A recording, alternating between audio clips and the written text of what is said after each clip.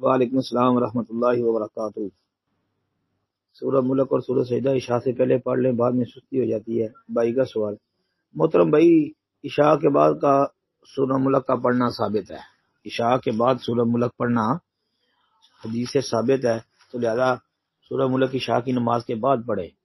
گھر جا کے نہیں پڑھ سکتے، نماز کے بعد جو ذکر و اذکار میں آپ مصروف ہوتے ہیں اسی وقت پڑھ کے تو پھر گھر جائیں اور گھر میں جا کے پھر آپ ریسٹ کر لیں۔ جی جو کوئی کام ہے وہ کر لیں نا جی، کھانا پینا یا کوئی 10 منٹ 15 منٹ آدھا گھنٹہ جو بچوں کو آپ نے وقت دینا ہے وہ دیں، اس کے بعد آپ آرام فرمائیں، لیکن سورہ ملک عشاء کے بعد پڑھیں۔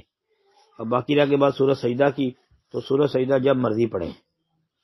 یہ جب مرضی میں اس لیے کہہ رہا ہوں کیونکہ عشاء کے بعد سونے سے پہلے سورہ ملک کا پڑھنا یہ رسول اللہ صلی اللہ علیہ وسلم سے ثابت نہیں ہے۔ جس روایت میں آتا ہے کہ نبی علیہ الصلوۃ والسلام سورہ ملک اور سورۃ الف لام میم سجدہ پڑھے بغیر نہیں سوتے تھے، وہ روایت ضعیف ہے، ثابت نہیں ہے جی۔